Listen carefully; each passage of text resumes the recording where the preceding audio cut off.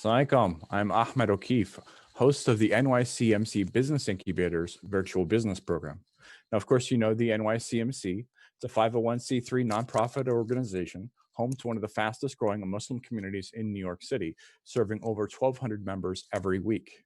It has various branches, including the Jesus Son of Mary Mosque, also known as Isa ibn Maryam Masjid, the Wellspring School, a full-time school for children, the FCAD Institute teaching Arabic and Islamic studies, the NYCMC Foster Care program, the NYCMC Angels providing COVID relief, the Hatebusters, a national anti-islamophobia campaign, and this, the NYCMC Business Incubator.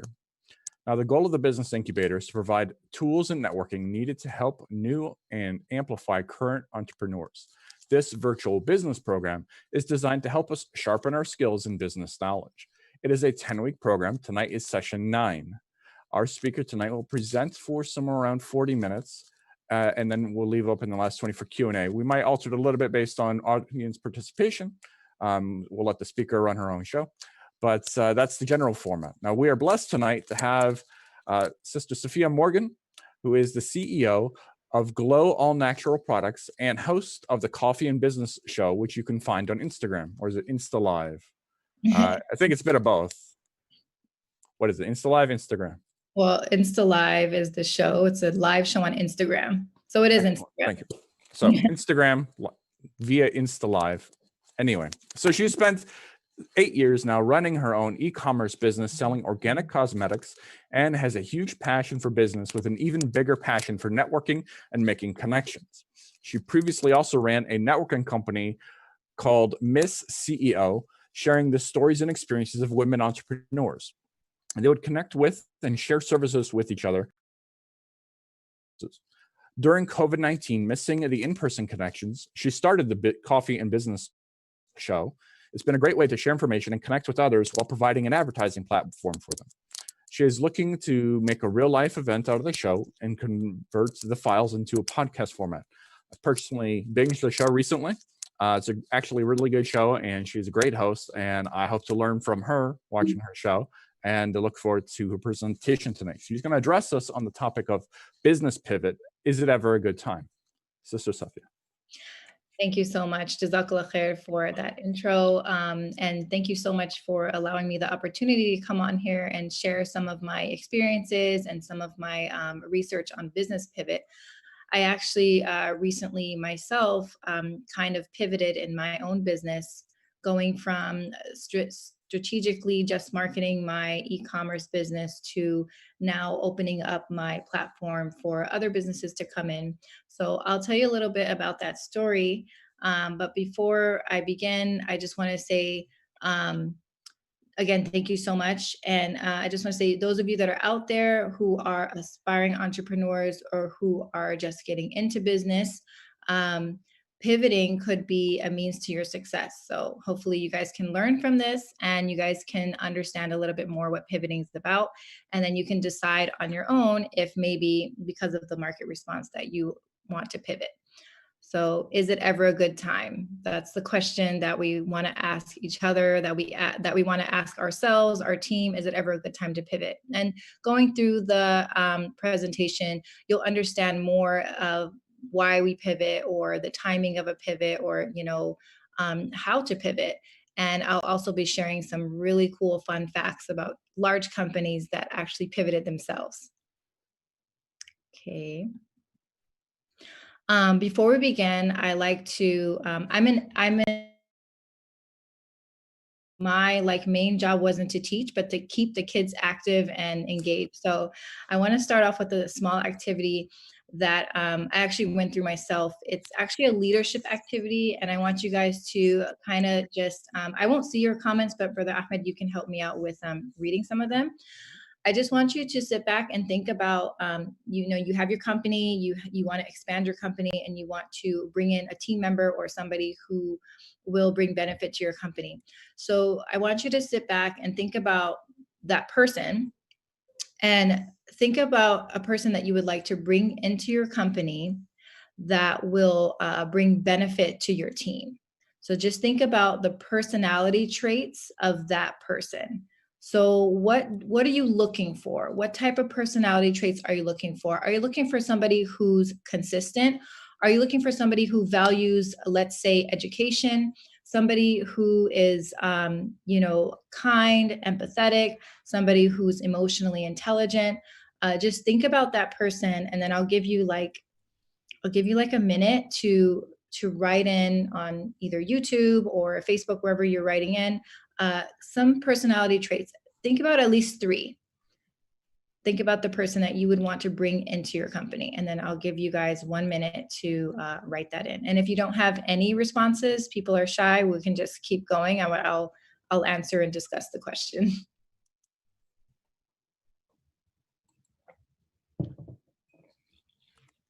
We do have a bit of a delay on YouTube, so give Is them it a a little lag? patience. Yeah. And then you'll understand once we discuss why this is a leadership activity. And I feel like if you are an entrepreneur, you are leading your company, or if you have employees or a team, you're leading that team. So there's things that you have to think about when you bring people in. Are they going to mesh with you? Are they going to work well with you?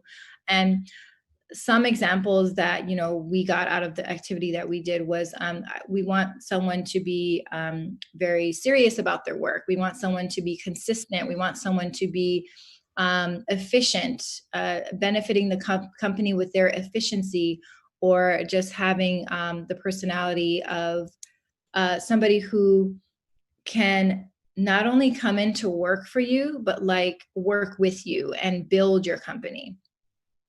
And I think we have a comment here on the Zoom. Oh, yes, please. I don't know who it is. Let me just double check. This is from a Okay. participant here Mhm. requesting someone to be honest, professional, and reliable. Okay, honest, perfect. These are great personality traits that you want to bring in.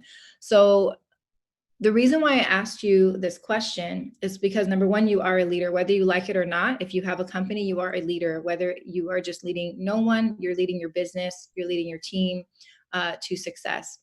So now you need to turn around and ask yourself, do you have those personality traits? And the reason why I say, do you have them, is because if you do have them, you will attract that person. You will attract those personality traits. If you don't have them, then work on it. Work on getting those personality traits. Therefore, you don't have to, not only will you attract people that have the same personality trait, they will start coming to you. You will be a magnet basically for those types of people because of the fact that you obtain those personality traits. So just something to think about as a leader. Whoever I'm looking for, let me be that person or the better version of that person. And that's how you build a really amazing team. So we'll go to the next slide. This presentation is on business pivots. It's when you find that you want to pivot or change your company. So there's 3 types of changes that you can make in your company. Number 1 is the pivot, which we will be going deep into today. Number 2 is rebranding, which is different, and I will explain to you why it's different. And number 3 is just starting over, starting from the top, starting fresh. I'm gonna have to move this a little so I can read. Basically, starting fresh is a little bit different than rebranding and pivoting. So a pivot in the first place is fundamentally changing the direction of a business when you realize that current products or services are not meeting the needs of the market. And this is just kind of like the generic definition of the pivot, but there is a goal to it. And the goal of the pivot is to help a company improve revenue or survive the market. So, the opposite of that would be closing down, right? So instead of closing down, you're going to pivot some of either your marketing or your services. So in the first place, when we say pivoting is changing direction of business, when you realize that your products are not meeting, they're not up to par.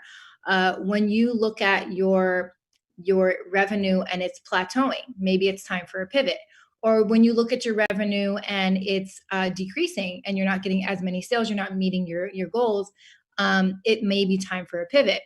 And I like to use the example of someone who cooks something. You make a meal, right? You start by going to the grocery store and you're spending your money. You're getting all of the ingredients for the meal, and you're looking at the instructions. Maybe you're going on YouTube, whatever. You have a cookbook, and you're putting together this meal, and you taste it, and you're like, "This tastes terrible. This does not taste good at all. I don't even want to eat it. I don't want to serve it to people, right?" So just like a business, it's not just for you, it's for the market. So you do one of two things.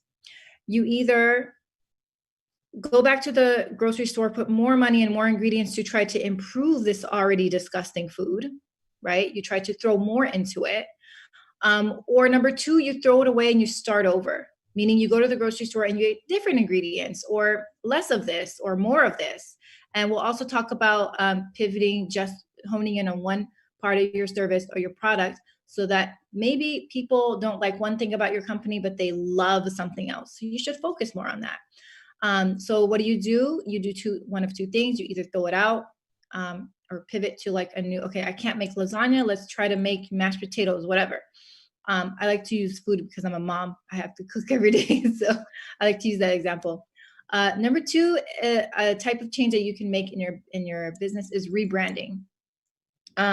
I knew someone who, I actually interviewed someone on my show who rebranded. And before I was like, oh, I'd like to interview your Levoil collection company. Like I'd like to interview your business. And I'm thinking in my head, it's still the same name. It's still the same business. But she decided to rebrand. And Levoil was her first company. And it means the veil in French. Mm-hmm. So she personally had, struggles with having a hijab company, and she had her own personal struggles. So she thought, okay, I want to include more. I want to, provide more for the market. So then she rebranded to a company called Parallel. Now she did pivot some of her products because now she makes comfortable clothing. She doesn't call it like modest Muslim clothing. She says comfortable clothing, cozy things, hair wraps, scarves, but she also has a bigger market now, meeting like more of her goals. And just because of her rebranding and pivot, it came out spectacular. So she's really happy with it. Now, rebranding is just changing the corporate image of a company and the marketing strategy of giving a new name or symbol, changing in the design of an already established company. You can change the design, you can change the logo. And then you have number three, which is starting fresh. That means you just threw that thing away and you started fresh. Like you have new goals, you have new market strategies, you have a new product, everything is new, everything is fresh. You're just the same CEO. And there's a difference there. There's a big difference there between starting fresh and just pivoting. And I wrote in parentheses here GPS, because I have an example of a pivot that has to do with the GPS. It's like, you don't get in your car and say, where are we going, right? You have a destination, you have a point that you want to reach, and your GPS it takes you there the best way. If you have like Google Maps or whatever, or what is it, Waze, where you dodge traffic and, it takes you there in the best way possible, right? But when you hit an obstacle, your GPS will then change course. Okay, it's kind of like you still have the same goals in mind, you still have the same vision, but you're changing course a little bit to get there in the best way, right? So those are people who have a solid goal, a solid vision, but they, they hit obstacles and they decide that, okay, we need to pivot this way. And I have some really good examples of that with other companies that have actually found great success in pivoting. And the good thing about pivoting is you're already an entrepreneur. You already read the market. You already know what people are. You already know what your bad reviews are. You already know what your good reviews are. So you're already in the water. You just need to find a way to, stay afloat. And that's why a business idea is way different than a pivot, because you can have an idea, launch it, and then go forth. Okay. Next slide. So here's some things to consider when you want to successfully pivot in your business.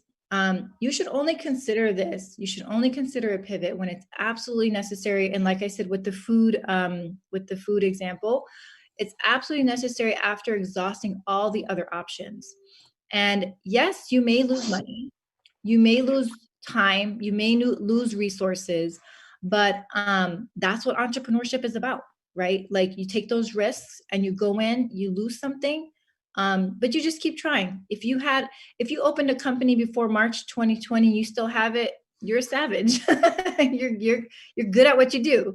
So you should only consider it when you have exhausted all other options. If you don't see progress after putting in lots of resources and money, okay, you didn't fix that casserole, you just got to let it go. Or the progress has plateaued, like we talked about earlier. There's too much competition. We don't need another mug company. We have a lot of mugs out there. We don't need another mug unless you have a really cool idea. Don't get into a market that has lots and lots of competition. You can just go on Amazon to see which ones they are. The last two are really important. I want to elaborate on them. Customers are not responding to your product like the way that you thought they would. And this is where you can use customer reviews. I always talk about, I have a video on my Instagram page called Top 10 Marketing Tips for Entrepreneurs. And one of the tips is like really focus on your first 50 customers. What are they still saying about your product? Are they coming back? Are they repeat customers? Those first 50 customers are going to be your baseline, it's going to be a plethora of information that you can get from them. And it's going to help you. So when you don't get the customer response, check out what they're saying and then try to adjust that way. Okay, they're saying that I'm doing really good, or I'm doing really well with this part of my business, but this part people are complaining about. You might want to consider pivoting towards focusing more on what people are loving about your business. Okay. Your own perspective about the industry has changed. And this is something we really should consider in 2020, especially in the pandemic. Maybe you have a face-to-face service, but you can also create content and go online. So that industry, the face-to-face service industry has changed. It has changed for you tremendously. I know people who have salons and they do services, but they can't really make a lot of money. So what they do is they create content that is helpful, like here's how to take care of your skin at night, or here's how to condition your hair or whatever. And they start like blogging, they start blogging, and you can monetize on blogs as well by doing affiliate links or whatever. So your own perspective about the industry has changed, especially during COVID. We can take advantage of this. Another thing to consider is the key to a successful pivot can be found in one of your product features, allowing you to hone in and serve only that area of your services. So let's say one of the features, let's say you have a tech company, and the tech company is for communicating, right? So they're communicating, but they're not really utilizing the text, right? They're doing a lot of uploading of video and pictures. So you see that this is being utilized more, and people are kind of like falling off, like, oh, I don't want to, sign up for this app or whatever, because I like just doing video, or I like just doing pictures. So you could literally pivot and market towards what you see success in your company. Same with products.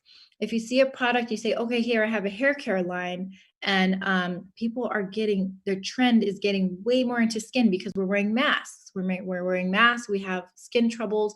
We need skincare. We need skincare more than hair care. Because we still want to look good on Zoom, right? So you say, okay, let me just take the resources that I have and put it more towards a skincare product. You can hone in and you can pivot that way. Oh, it does work. Okay. I thought the down arrow wasn't working. Another thing to consider when you're pivoting is to pick goals that align with your business. You want to have a very clear idea of where you're going in your pivot, right? I just explained a few like hypothetical situations, but it has to be very, very clear. And that's something that I actually had a big issue with. I wasn't really clear on like what my goals were. And so I had to really sit down and think about it and just kind of like map it out, like, okay, here's my goals, here's what I want to do, and here's how I want to benefit the society, which is also something you really need to think about. And then along with your new goals, you want to have your new numbers ready. Like, your goal is to reach this much in revenue. When you have your new goals, you have a new revenue because you're expecting more success. So definitely keep that in your mind as kind of a psychological thing too, because if you feel like your goal is higher, you're going to work harder to get it, or you're going to, and sometimes working hard doesn't really work. I know it sounds weird, but if you're working hard, you're working for yourself. But if you're working smart, you're working for your potential clients and customers. You basically, once you say I'm a CEO, it's not about you. It's about what you're benefiting other people. So it takes a really smart person to read their customers and say, okay, I'm going to gather all of the numbers and the data and the analytics from the 3 years that I've ran my company, and see what's working and see what's not working. That's when you work smart. Okay. Working hard is also very, very important, but working smart will bring the success. Okay. Number 2 is understand your target audience and their problem. Sometimes you want to pivot your marketing. Sometimes you don't want to necessarily pivot your entire business. You just want to market to you want to pivot your marketing. You're not connecting with your ideal customer. And this is what a lot of people are realizing, that they're not connecting with their ideal customer. Their marketing, it's like a cloud that's raining on everyone. You have to focus and realize who your ideal customer is. So this could be a good time to pivot your business into business to business sales. When you do that, the other business already has your ideal customer locked in on their email list, whatever. Sell your product to them, right? Sell your product to the business that already has retained so many customers. And then you wouldn't change your product in this sense. You wouldn't pivot your business in this sense. You would only be changing your marketing strategy. So let's say you have a social media page and it's your Facebook page since you were 13. So it's just your friends and you're marketing there, and your friends are like, okay, I'll support you, but it's not your ideal customer. And then you kind of fall off into where you're spending all your time marketing to your supporters, so to say, but your ideal customer is out there and you need to go find them. And maybe the best way for you to find them is to look into a business that has similar products as yours and sell to them. Okay. And then we already went over pick your goals that align with your business, and then understand your target audience and their problem. So number 3, you want to look at what your competitors are doing. Okay, if you have a mug company, we don't need any more mug companies, but if you have one, look and see what your competitors are doing. Are they putting a unique twist on it?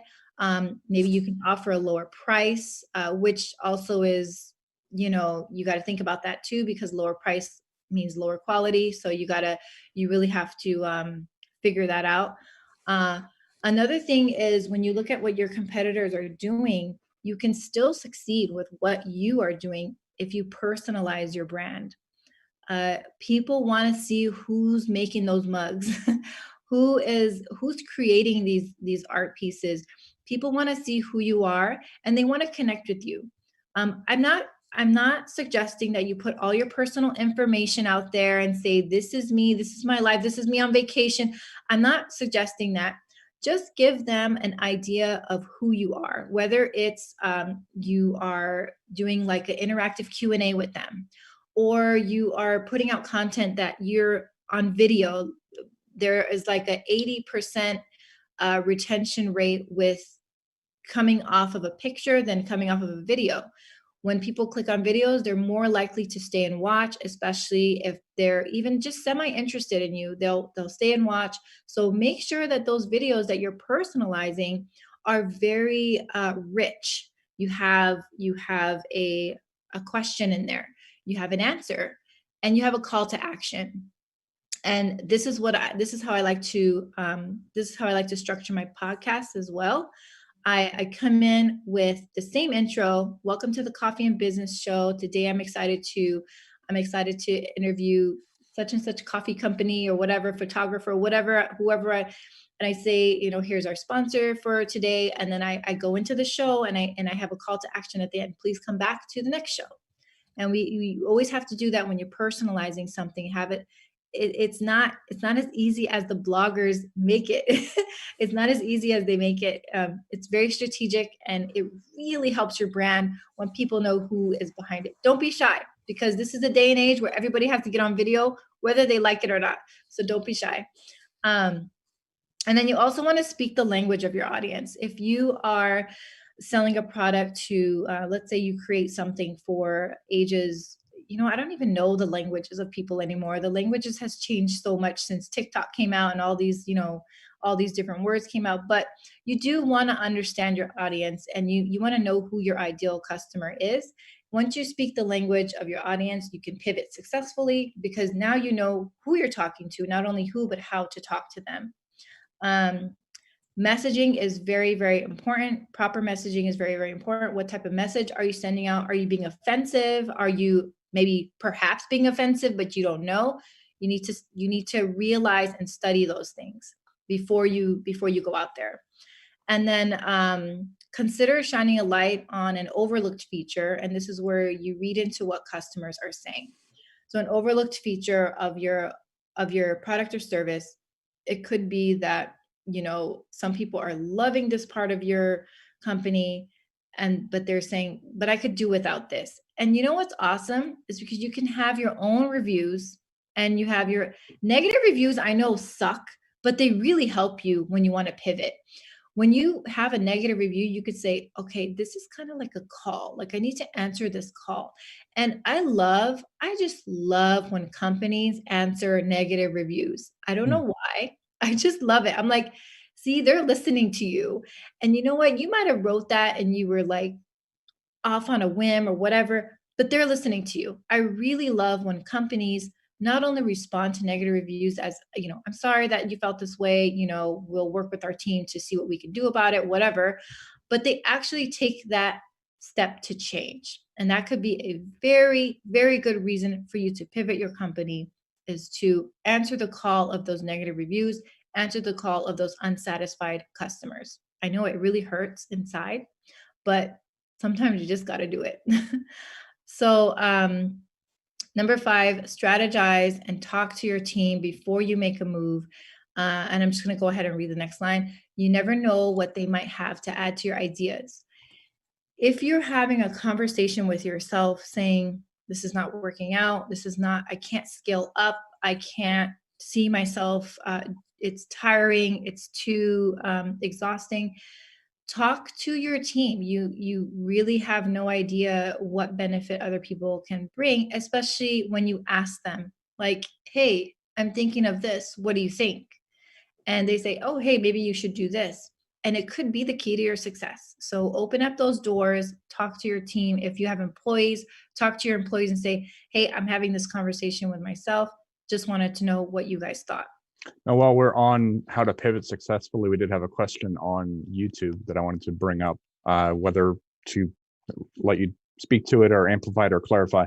The speaker or the questioner asks, what percentage of revenues or savings should one put aside for pivoting? For pivoting, it would be just your whole business, whatever you have put aside for your business. When you pivot, you're kind of starting a new project. You're Right. leaving whatever you had behind. So that should be taking no money. But when you start your new pivot, there's where all your resources need to be focused on. So if you're focusing on 2 things, you're not pivoting. You're just kind of holding on to one thing and then putting more resources in. So you kind of just have 2 different things. But you want to move all of the resources and energy and focus on your pivot. And I feel like the hardest part of pivoting is leaving the old behind, because when you leave that one behind, you kind of have to forget about it, and you kind of have to make a decision. So if you decide to change your marketing strategy or your product or service, you have to leave whatever you had behind and put all of your focus and your energy and your resources. And sometimes it doesn't take a lot, because you learn so much from your last mistakes or whatever, that you can pivot successfully on a budget, so to say.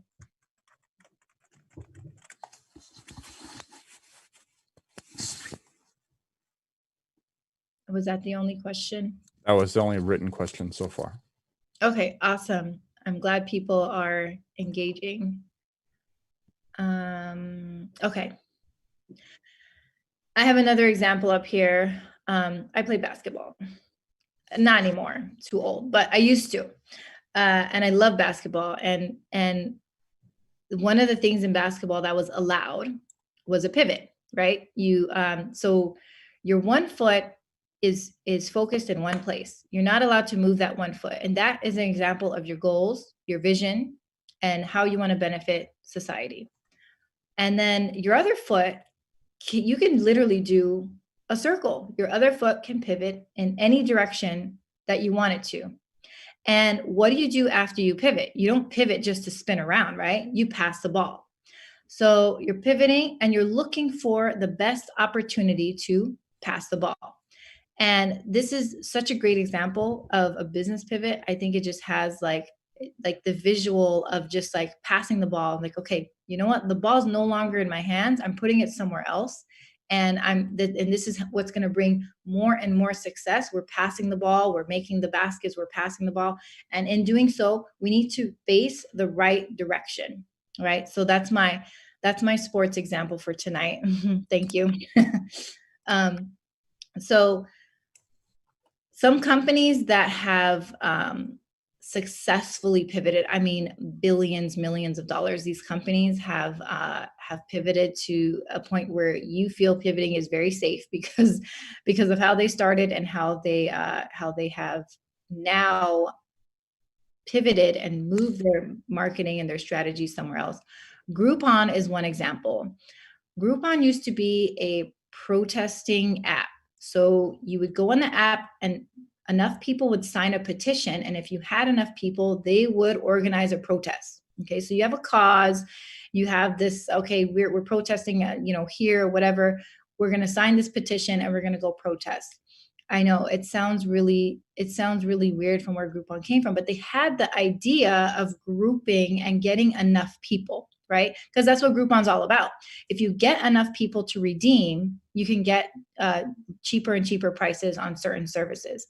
So they failed for a year. Groupon failed. They didn't sell anything to anyone. The first time they launched Groupon, which was group coupons, it was for a pizza restaurant that was on the lower floor of their hotel at that time. So once they put the Groupon out and they said, redeem a pizza for this much money, 20 pizzas were redeemed. And from that day, they have made millions and millions of dollars. Groupon is a multi-million-dollar company. Another one is YouTube. YouTube used to be a dating site. I know I shouldn't be talking about this dating site, but it used to be a dating site. And people they love the fact that they can upload videos. And this is the aspect of the site that they were using the most. And look how YouTube has grown. I remember going on YouTube. This is how old I am, by the way. I remember going on YouTube and there was no ads. You could just click on the video and it was there. There was no ads. But now there's ads. There's so much money in YouTube. So much money in YouTube. I mean, YouTube is like just skyrocketing up there. But it used to be a dating site and people were uploading videos, and that's when it pivoted to a video site. Now we are a video site. You can upload. It doesn't have to be a dating. It doesn't have to be anything to do with dating. You can just upload whatever videos you'd like. Flickr is another one that I like. It was an online video game where you could upload photos, and they utilized that aspect of the game more than the other aspect. And then they started turning it into a photo site. Twitter is one of my favorites. My favorite company. It used to be called Audio, and it was a podcasting service. So Twitter actually told their investors, we only have 100 customers and we're very sorry. We want to pay you back.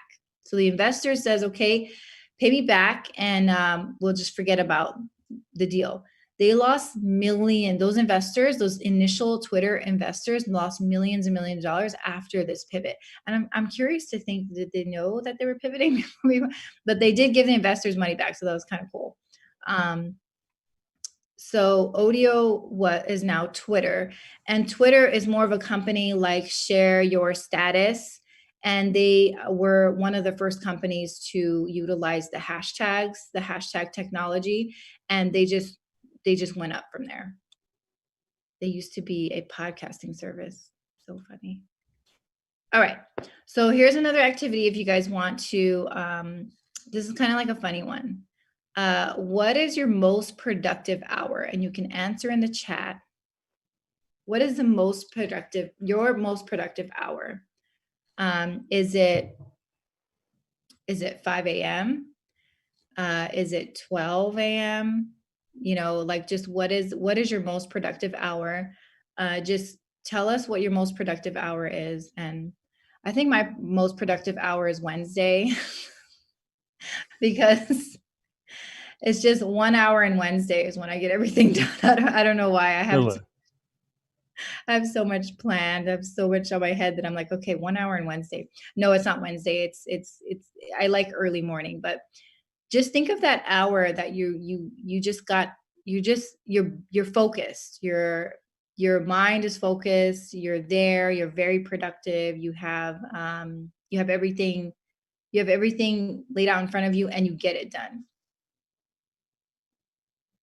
And we got morning, we got 10 p.m. We have, I think I'm more of an evening person, but in terms of work, when it's focused, it's just like maybe an hour after I got into the office, what it used to be. And now with Zoom world, that was a whole different problem.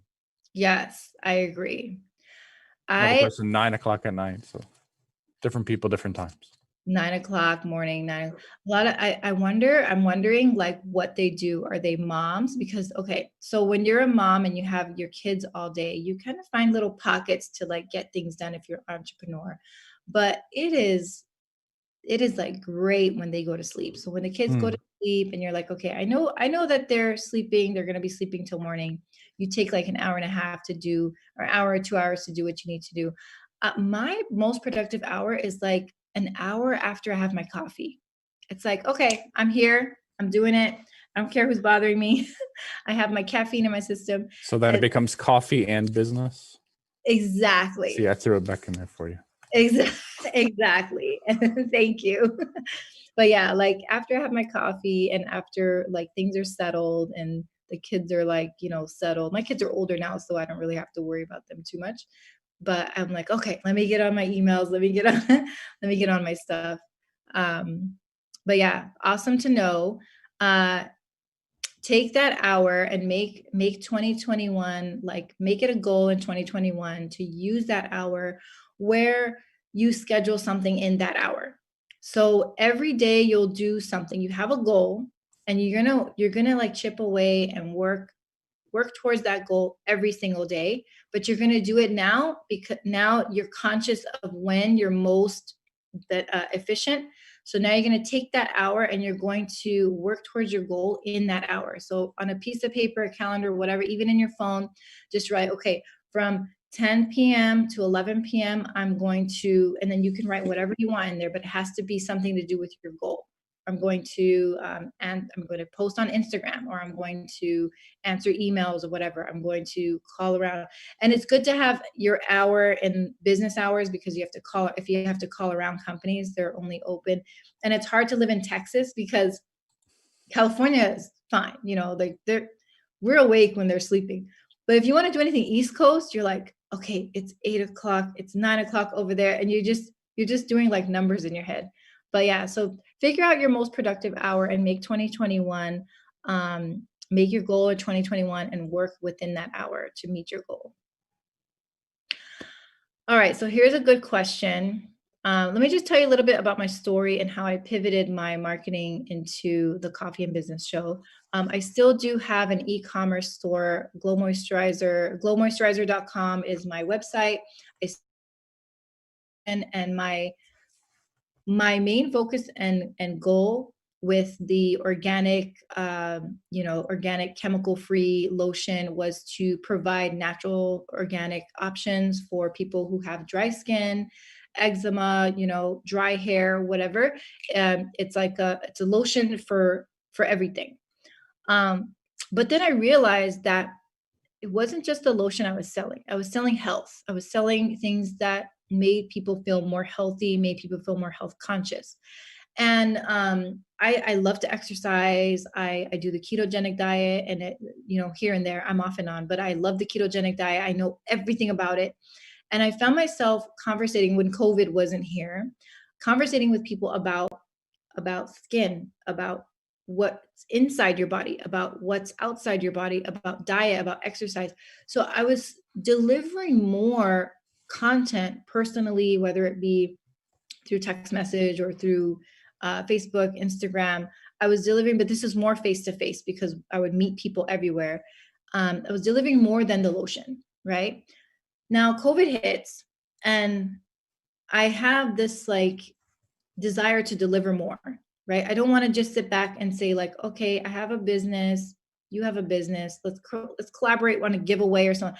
I wanted to collaborate with other businesses and benefit other people by giving more. I want to give more than a lotion. I want to give more than business advice. I want to bring in all kinds of other businesses, interview them, and show them that this is what you could do if you had this type of business. So if it's a photographer, I'll say, hey, what could you do if you're on a budget and you need good lighting?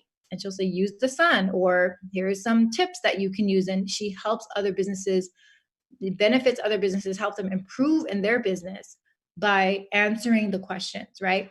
So with my lotion company, I gave more by giving more health conscious tips on, taking care of yourself. It's not just about lathering lotion on your skin. It's about taking care of your whole self. And I found myself just being like a magnet and I'm like, you guys, I'm not that healthy, but they trusted me. They trusted that I had something good to say. So the question here is, do pivots make your business successful? So you may find that your traction and numbers change after you pivot, that they go up. But remember that you started somewhere else, which allowed you to read your ideal customer and target them. I can't tell you that a pivot will make you more successful. You have to figure out if you even need a pivot, or if you even need to go further and move your services or your marketing somewhere else. And the good thing about pivots and how it's very different from a business idea is that you're already in the market. You're already out there. You have put yourself out there for however odd many months or years. And you yourself, as the CEO, as the entrepreneur, are analyzing the response. So what is marketing? It's just putting yourself out there and waiting for a response. When you get that response, you analyze it. And then when you analyze that response and it's not going where you want it to go, then you can start talking about or having a conversation with yourself about perhaps pivoting. And then second point I made was, during the COVID pandemic, many businesses pivoted and found new strategies to reach their goals. So consider observing the times and changing with them. Observe the times and change with them, because I feel like things changed so much and things went so digital, and hence my coffee and business show is on Instagram, where you can access it from your phone. You can go back and watch all the episodes on your phone. Everybody is now more connected to digital. Even my school that I worked for, I used to teach kindergarten. It's a private school, so they have tuition. They have, they need to make their ends meet. And we all pivoted to Zoom. And that was a huge pivot for us. I mean, we had to decide, the administrator had to decide, do we shut down the school because of COVID-19, or do we find a new way? And this is a very, very good example. They found a new way. They said, all classes are on Zoom. We're going to talk to our team about it. This is another rule for pivoting. We're going to talk to our team about it. We're going to see how they feel about it. We're going to get their feedback. And we were, in the last, I want to say 4 weeks of before we went on quarantine, we were all discussing how to set up Google Classroom. What's the easiest way to do this? What's the best way to communicate with parents? Because now you have a parent watching your every move while you're teaching their child. And we literally had to sit there and say, hey, this is how we're going to deal with parents. We're going to kindly ask them, like this, we had to conversate with each other about it. So COVID-19 was a big change. My own pivot was during the COVID-19 era. It started shortly after I started the show, and I just kept consistent, kept going, and now it's doing really good. I do want to eventually make it a real life event where it's called Coffee and Business, but it's the same concept where we're all getting together and talking to each other. So making a mild or dramatic change to your company is a very scary thing, but that's the risk that we should all be willing to take. Once you get into this, it's not a 9 to 5, it's like a 9 to 9. Once you get into being an entrepreneur, you really have to have a passion for it. You really have to be like, a lot of days I was like, I'm just gonna close it all down. I'm not meeting my sales this month. I'm just gonna close it all down. You kind of like that mild or dramatic change. It's gonna be scary, but these are risks that entrepreneurs are willing to take. And I think within the last 10 years, pivoting has been a huge vernacular in the entrepreneur community. So pivoting during COVID-19 worked wonders for digital platforms, subscriptions, and social media marketing. So you might want to open up your your basket of ideas to getting into digital platforms. I know someone who's doing ebooks now, just very simple ebooks that she sells online. Subscriptions are a good thing because people are home more and they'll be expecting to use your product more. And social media marketing, I want to call this also, social media marketing is when you market, your own page, your own self or whatever. But I want to also pinpoint on influencer marketing. There's a lot of influencers out there, but you have to be careful and choose the influencers that are already speaking to your ideal customer. And there's a lot of science behind that. I would suggest getting into that right now because of where should people start looking for that science? Yeah. No, I mean, well, the science of finding the influencers as their target audience or their ideal customer. Where you're saying there's a lot of science. Give us a heads up, because people like me have no idea. Lots of science behind it. There's actually a course. It's a masterclass that my friend Safiya had offered. I think she still has it. She has her recorded sessions. It's a long course. It's like 9 hours, but it basically gets you from point A to Z on how to obtain, retain, and build a relationship with influencers. And I feel like they are kind of a ticket out. Like when you can't do it yourself and you don't have like a good camera or you don't have the time, that's their job. And don't be afraid to pay them whatever they charge, because they know that their services, their time, all of their resources are going into your business. So it's incentivizing them. But yeah, I can share the link of her class, and her course has helped so many people understand influencer marketing, because it's not just about DMing someone and saying, hey, can I give you some free product? Do you charge for this? Is that person talking to your ideal customer, or is that person just doing a blog or whatever, YouTube, is that person going to help your business, or are you just going to waste your money sending out free product? Are you going to waste your money contacting this person? You never know. But there is a science behind it. There is, you can actually ask influencers, where are your followers from? What are your insights? Like, is it mostly male? Is it mostly female?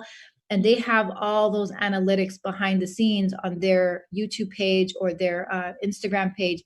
So you can that's one thing as well. Like, you have to ask, where are your followers from? If all of your followers are from Egypt and you only do national shipping, like domestic shipping, it's a really bad idea to ask that influencer to market for you. So I will share the link to that. I will email it to you, or I'll ask Safiya if she can give me like a special link that, you guys can access that information, inshallah. Appreciate it. I know your presentation, and I know we're running on time. I have a couple. I want to invite people to ask questions if possible. If you're on Zoom and you want to ask a question, raise your hand. We've done it before. It's in the reactions, and then I'll ask you to unmute. I had some on YouTube. One person in particular, and you might be able to help with this specifically. How do you increase your live viewers when people know that they can watch you later? A lot of advertising, join me live, starting in an hour, like that type of stuff. And also you probably want to make sure that you have a lot of active followers. So when you go on your live from your phone and you click on live, you're not live yet, but you click on it, it'll say how many people are active on your page, right? Mm-hmm. So maybe one day and time you can choose is a time where you have like 100 people active rather than 25 people active. That way you can get more people viewing your live. Also, another way to get more viewers on your live going live so you can interact with them. I understand the struggle, because sometimes I'm like, wow, there's only like 15 people here. Like, what happened? But it's just a matter of, are they active on Instagram right now? Are they chilling? Another way is you can have someone else join your live. So, and this is one thing that I utilize a lot, is like have someone join your live, maybe do an interview type of banter or whatever, or you guys can just talk to each other, and their followers will see their live and your followers. So you're doubling the followers and the active members, and then you'll get more. But that's kind of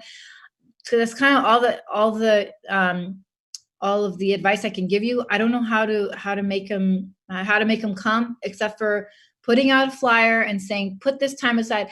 I always say, get your coffee, get comfortable, and listen in. That's my tagline. Get your coffee, get comfortable. Don't like do anything else where you have to turn off the phone.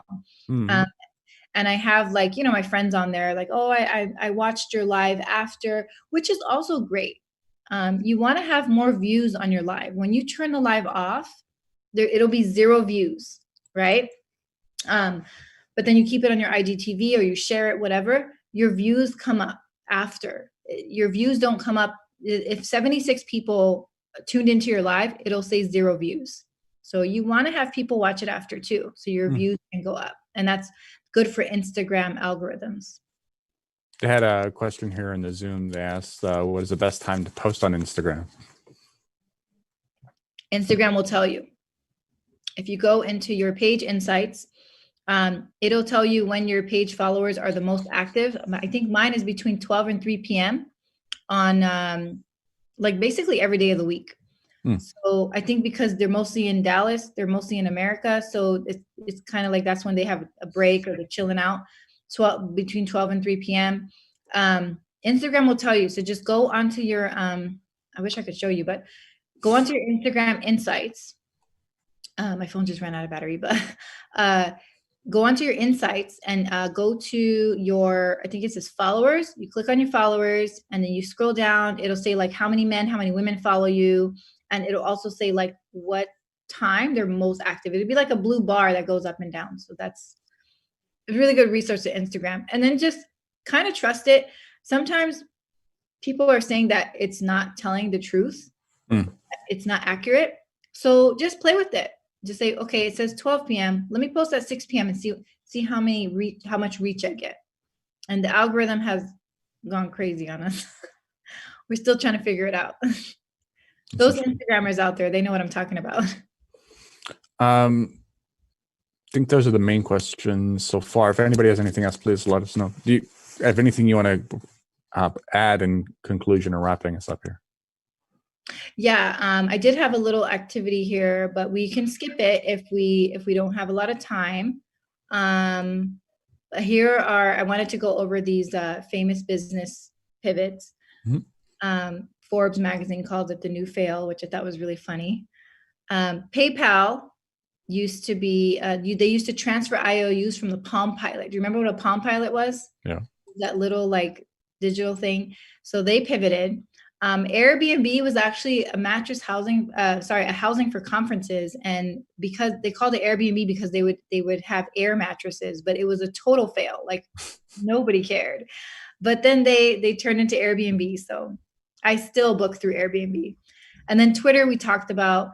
Netflix used to be a mail order DVD service. And I don't know if people remember that, but used to like mail order DVD and then you could return it or whatever. But then they figured out streaming and subscriptions and they went for it. Western Union, I thought this was the most interesting one. Western Union used to be a telegram service in 1929 before telephones were invented. And so Western Union, total pivot there.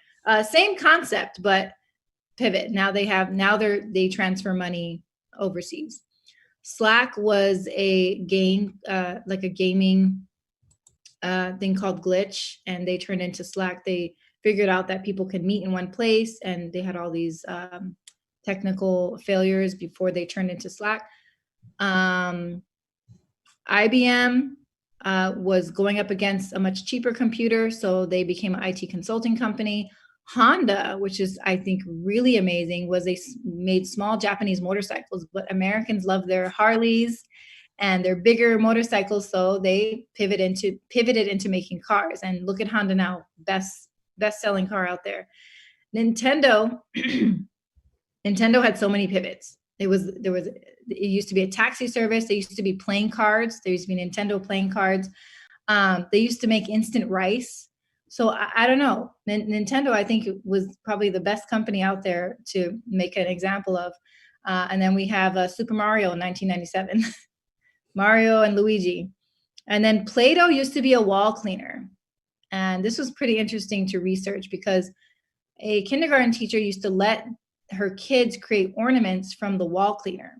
Hopefully it was safe. I'm not sure, but it was a long time ago. And so they created Play-Doh, which is still selling out in stores. And then my last slide is just some resources that I use to make my life a lot easier. Wave Apps is an accounting resource. Answer the Public, it helps you.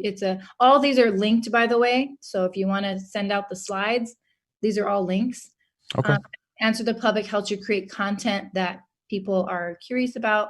#Experts, it's an app that you can download. I think there's a subscription for it, but it helps you create really good hashtags. Canva Pro, awesome. Canva Pro is awesome. You can create Instagram stories, Instagram posts. GoDaddy is where I get all my domains, my websites. Shopify is where I have my lotion. And then Google Ads. Utilize Google Ads, guys. They're taking over the world. And that is the last slide I have for tonight. Thank you so much for this opportunity to share my business pivot expertise with you guys. Well, thank you. I wish we had more time because there's so much more I want to talk about. If you guys have not, I would encourage you to check out her show. If you don't have Instagram, it's pretty easy to get on everyone's phone. And you want to give us the title again, or you want us to throw us back to that page so everyone can see the destination to find you? Yeah, it's like the first one that pops up. It's called Coffee and Business, and it's a pink logo with a coffee cup. Yeah. So, and then it's also, if they go there direct, it's the @sign. Oh, @coffee_ and _business_. It's just a bunch of underscores. Okay. Just put Coffee and Business, they'll find it for you.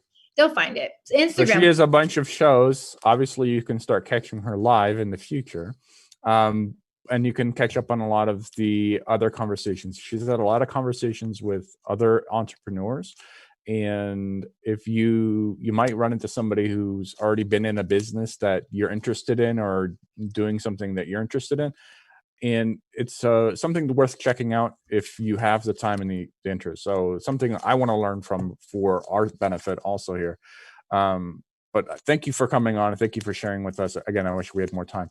So next week, we're going to do something completely different for the 10th episode. The 10th episode, it is just me doing a recap and sort of trying to do Q&A and outreach with all of you.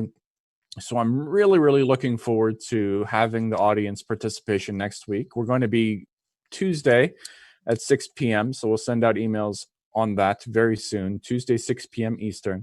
And I will provide a recap of the presentations the speakers have presented so far, some key points that I've taken away, and try to get your feedback, try to answer questions. And also I'd love feedback on what we can do to help make the business incubator in general more beneficial. So I hope you all join me on Tuesday for that conversation. Until then, that's all for us tonight. Thank you very much.